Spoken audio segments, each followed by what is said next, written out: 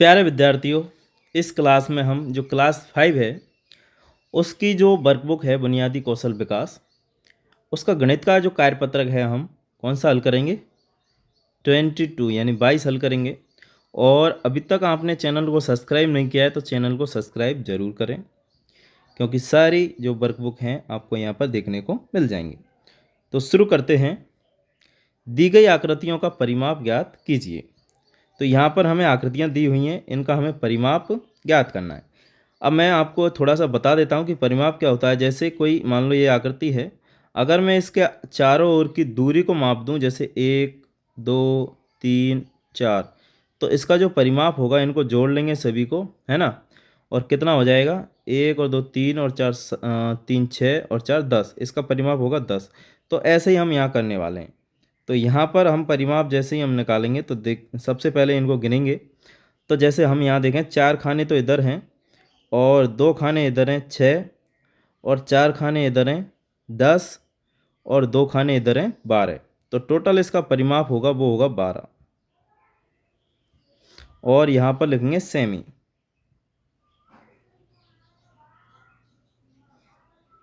ठीक है, आ गया।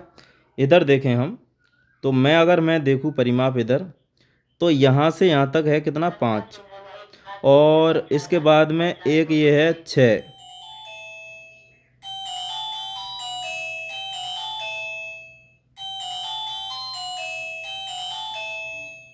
अरे फोन आ रहा है, वो उषा, छोरी उषा कौन सा है, फोन आ रहा है यहाँ में।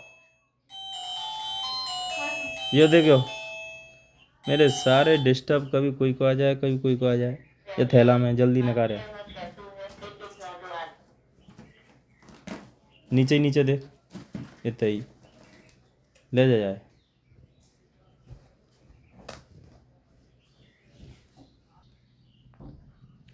अब ये जहाँ पर सेकंड वाला देखते हैं, इसका खे वाला। अब जैसे मैं देखूँ यहाँ पर, तो ये है कितनी, यहाँ से यहाँ तक कितनी है 5 सेमी है ना। ऊपर वाली यहाँ से यहाँ तक कितनी है 5। इसके बाद में 5 के बाद में एक ये हो गई 6, 6 के बाद में 2 ये गई 8, 8 के बाद में 2 ये हो गई 10, और 10 के बाद में 3 ये हो गई 13, और 13 के बाद 3 ये हो गई 16। तो इसका जो परिमाप आएगा वो आएगा 16 सेमी। यहाँ पर देखते हैं फिर हम ये गैप वाला, यहाँ से यहाँ तक अगर देखें हम तो 4 सेमी है, और यहाँ से यहाँ तक देखें 3 सेमी है, तो 7 हो गया। 7 के बाद में यहाँ से यहाँ तक 4 हो गया 11, और 11 के बाद में यहाँ हो गया 3 14। तो इसका आ जाएगा 14 सेमी। ठीक है, अब यहाँ देखते हैं हम जैसे, तो यहाँ से यहाँ तक देखें 2, 2 के बाद में यहाँ से और यहाँ तक 2 ये होगी 4, 4 के बाद में 3 ये हो गई 7, 7 के बाद में 2 ये हो गई 9, 9 के बाद में 2 ये हो गई 11, 11 के बाद में 2 ये हो गई 13, और 13 को 3 16, और 16 और 2 18। तो इसका आ जाएगा कितना 18, 18 सेमी। ठीक है, क्योंकि 2 और 2 4, 4 और 3 7, और 3 10, और 2 और 2 4, और 2 6, और 2 8, तो 18 सेमी हो गया। तो इस प्रकार से इनका क्या निकाल लिया हमने, परिमाप निकाल लिया। अब नीचे की जो आकृति हैं इनको देखते हैं हम। ये देखिए सेकंड वाला है, इसमें अगर हम त्रिभुज में देखें तो ये देखिए यहाँ से यहाँ तक ये 12 है, इसके बाद में यहाँ से यहाँ तक ये 12 है, और यहाँ से यहाँ तक ये 12 है। तो 12 3 36, इसका आ जाएगा 36 सेमी। यहाँ अगर देखें हम तो 7 7 7 5 12, तो 35 आ जाएगा सेमी। इसमें देखें 7 7 बार 8 बेर है ना। तो ये क्या है, एक अष्टभुज है। तो यहाँ से जैसे 1 2 3 4 5 6 7 और ये 8, तो ये कितना हो जाएगा 7 8 56, इसका आ जाएगा 56 सेमी। कितना आएगा इसका उत्तर 56 सेमी। इसमें अगर देखें हम तो ये 15 और ये 15 30, और ये 18 और 18 36, तो इसका आ गया 66 सेमी। इसका 66 सेमी आ गया। तो इस प्रकार से तो हम परिमाप निकाल लेंगे। अब यहाँ पर चलते हैं, कह रहा है नीचे वर्गांकित कागज ग्रिड पेपर पर बनी आकृतियों का क्षेत्रफल ज्ञात करना है और एक वर्गाकार खाने का जो क्षेत्रफल होगा वो 1 वर्ग इकाई होगा।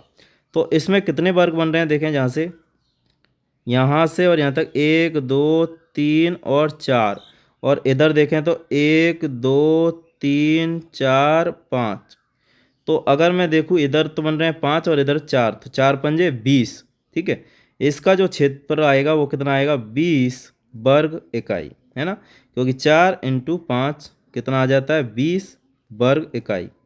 ऐसे ही यहाँ देखें, अगर मैं इसको यहाँ से बंद कर दूँ तो यहाँ से यहाँ तक की अगर मैं दूरी देखूँ तो यहाँ पर पहले गिनते हैं 1 2 3 4 और 5, और इधर की साइड में देखूँ तो यहाँ पर 1 2 3 4 और 5।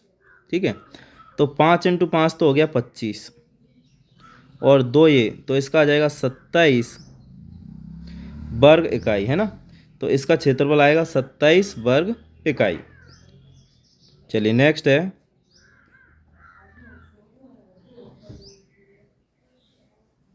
यहाँ पर जैसे मैं इसको इससे बंद कर दूं तो यहाँ से देखें 1 2 3 4 5, और यहाँ 1 और 1 2। ठीक है, तो 5 दूनी 10 और 1 2 3, तो इसका आ जाएगा 13 वर्ग इकाई। तो इस प्रकार से हम क्या निकालेंगे, इनके क्षेत्रफल निकालेंगे। इसका आ गया 13 वर्ग इकाई, इसका आ गया 27 वर्ग इकाई, और इसका आ गया 20 वर्ग इकाई। ऐसे ही नीचे वाला है, कह रहा है नीचे वर्गांकित ग्रेड पेपर पर बनी आकृतियां किस प्रकार के क्षेत्रफल सबसे अधिक, यानी कौन से का क्षेत्रफल सबसे अधिक है। तो अगर हम देखें तो इसका जो क्षेत्रफल होगा, तो यहाँ देखें 1 2 3 4 5 6, तो 6 दूनी 12, 12 और 6 18 और 2 20, इसका हो जाएगा 20।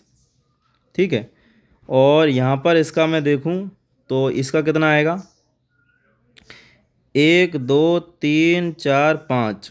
ठीक है, 1 2 3 4 5, 5 5 10, 10 और 2 12,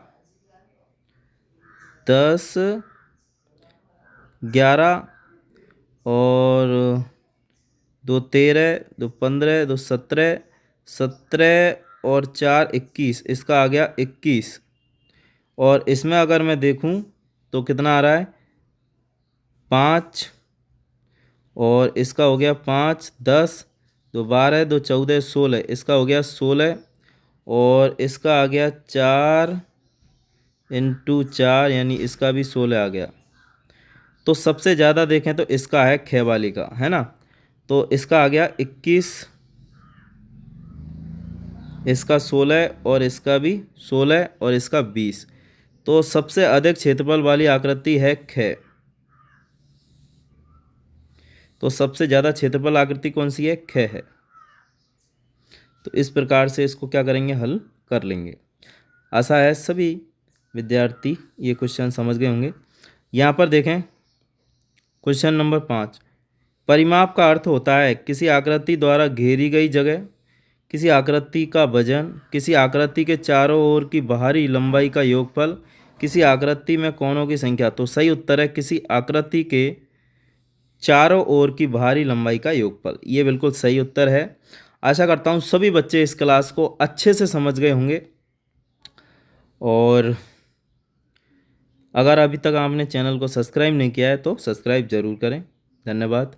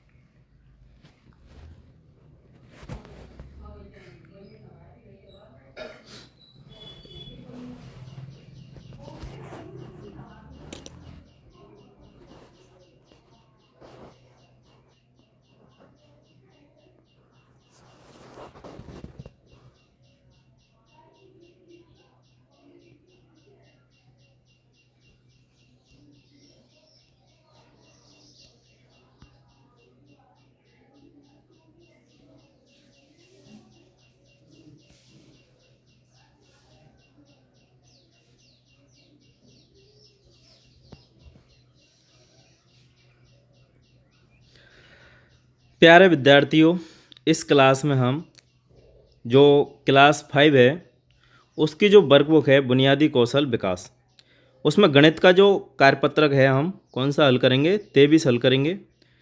तो जो भी विद्यार्थी चैनल को पहली बार देख रहा है वो चैनल को सब्सक्राइब जरूर करें। शुरू करते हैं। कह रहा है पैटर्न को पहचान कर नियम बनाइए और आगे बढ़ाइए। तो पैटर्न को पहचानेंगे और नियम बनाएंगे और क्या करेंगे, आगे बढ़ाएंगे। तो इसके लिए मैं कलर ले लेता हूँ, कौन सा, नीला। अब जैसे यहाँ देखें, ये तीर का निशान ऊपर है, फिर यहाँ नीचे है, फिर तीर का निशान ऊपर है और अब तीर का निशान आएगा क्या, नीचे। तो तीर का निशान अब आ जाएगा नीचे। तो यहाँ से हम इस प्रकार से तीर का निशान क्या बनाएंगे, नीचे की ओर बनाएंगे। ठीक। इसके बाद में फिर से तीर का निशान यहाँ ऊपर बनेगा ऐसे।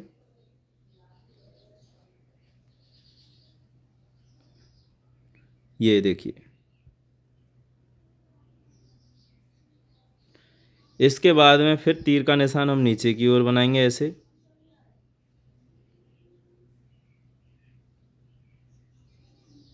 इसके बाद में फिर से हम तीर का निशान ऊपर की ओर बनाएंगे। फिर हम तीर का निशान नीचे की ओर बनाएंगे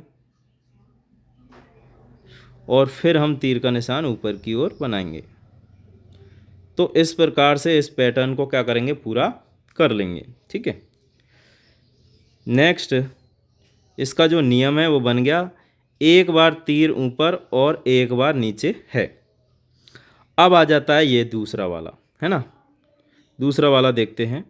इसमें देखो, पहले त्रिभुज है, फिर वर्ग है, फिर वृत्त है, फिर त्रिभुज, फिर वर्ग और अब क्या आ जाएगा, वृत्त आ जाएगा। तो यहाँ पर हम इस टाइप का एक वृत्त बनाएंगे और एक अंदर और वृत्त बनाएंगे, है ना।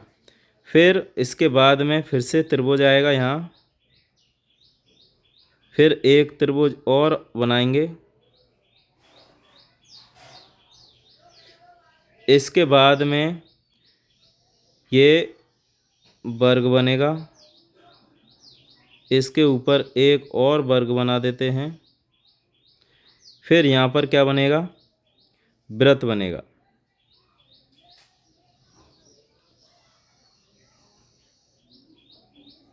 तो ये हमने बना लिया।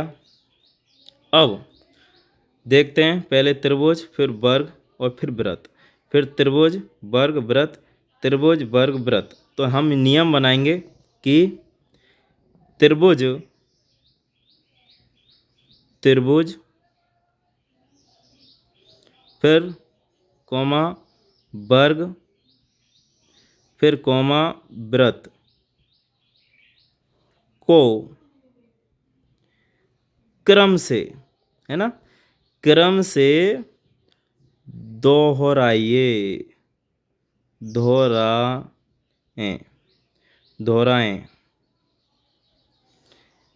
तो ये नियम बन गया। किसको दोहराएं, हम दोहराएंगे किसको, त्रिभुज वर्ग और वृत्त को। त्रिभुज वर्ग वृत्त को क्रम से दोहराएं। ये हमें हमारा क्या बन गया, एक नियम हमने बना लिया। इसके बाद में थर्ड वाला देखें। ये जो एक वृत्त है, इसमें क्या, ये तीर का निशान यहाँ पर है, फिर उसके बाद में ये घड़ी की दिशा में कितना घूम गया, 90 डिग्री घूम गया। फिर ये घड़ी की दिशा में कितना घूम गया, 90 डिग्री घूम गया। तो इस प्रकार से अब यहाँ पर आ गया। फिर अब हम यहाँ पर इसको 90 डिग्री घुमा देंगे। तो ये तीर का निशान अब नीचे की ओर होगा इस प्रकार से, है ना। और अब फिर तीर का निशान ये इस प्रकार से फिर से 90 डिग्री घूम जाएगा। तो ये तीर का निशान इधर की साइड आ जाएगा और फिर से ये तीर का निशान 90 डिग्री घूम जाएगा। तो ये तीर का निशान ऊपर की ओर आ जाएगा इस प्रकार से। तो यहाँ नियम बनाएंगे कि तीर को घड़ी की दिशा में, घड़ी की सुई की दिशा में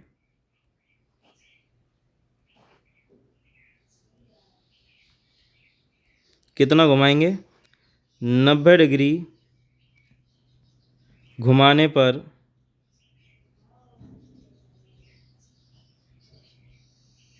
ठीक है। तीर को घड़ी की दिशा में 90 डिग्री घुमाने पर अगली आकृति बनती है। ठीक है, तो हमने क्या किया, तीर को क्या किया, घड़ी की दिशा में 90 डिग्री घुमाया और अगली आकृति प्राप्त कर ली।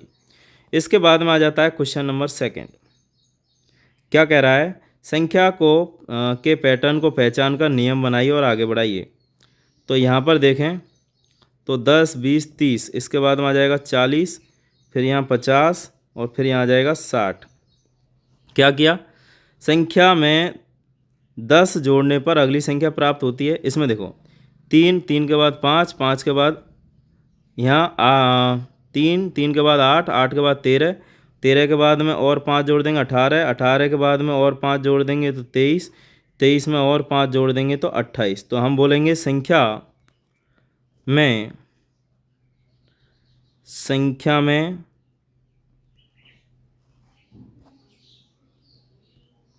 5 है ना, कितना जोड़ रहे हैं, 5 जोड़ने पर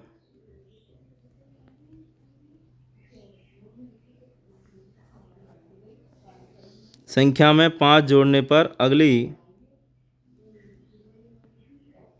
संख्या प्राप्त होती है। ठीक है, नेक्स्ट यहाँ देखिए 3, 3 के बाद 9, 9 के बाद 27। ठीक है, तो संख्या को 3 से गुना करने पर 27 थी, यहाँ हो जाएगा 81, 81 सी हो जाएगा 243, और 243 को फिर हम यहाँ 3 से गुना करेंगे तो यहाँ आ जाएगा 9, और 3 चौका 12 का 2 को हासिल लगी 1, 3 दूनी 6, 729 है ना। तो यहाँ नियम बन जाएंगे, संख्या को 3 से गुना करने पर संख्या को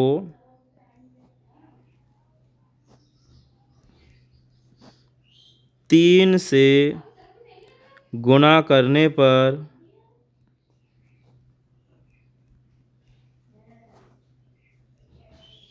अगली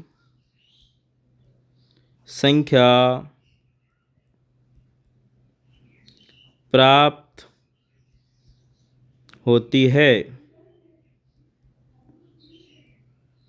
तो हमने किया, संख्या को 3 से गुणा करने पर अगली संख्या प्राप्त हो गई। इसके बाद में ये वाला है 30, इसके बाद 25, 25 के बाद 20, तो 20 के बाद में आ जाएगा 15, 15 के बाद में यहाँ 10 और 10 के बाद 5। तो हमने क्या किया, 5 घटाया, तो यहाँ बोलेंगे संख्या से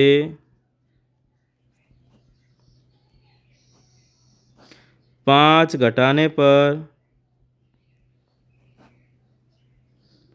अगली संख्या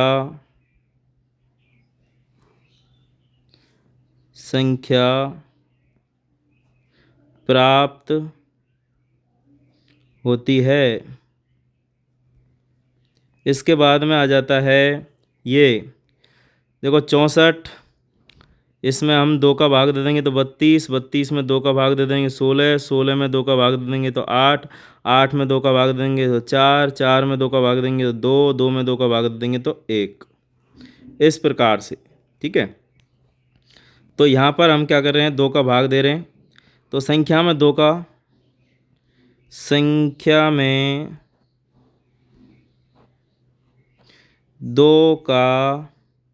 भाग देने पर अगली संख्या प्राप्त होती है। तो इस प्रकार से हम क्या करेंगे, नियम बना लेंगे। ठीक है, आशा है सभी विद्यार्थी इस क्वेश्चन को आसानी से समझ गए होंगे। अब ये आता है ये क्वेश्चन थर्ड, कह रहा है नीचे दिए गए पैटर्न में अगली संख्या क्या होगी, 5 के बाद 10, 10 के बाद 20, 20 के बाद 40, 40 के बाद 80, यहाँ होगी 80। तो ये सही उत्तर 80 है ना, दुगना हो रहा है। 5 का दोगुना 10, 10 का दोगुना 20, 20 का दोगुना 40। आशा है सभी विद्यार्थी इस क्लास को अच्छे से समझ गए होंगे और इस क्लास में बस इतना ही।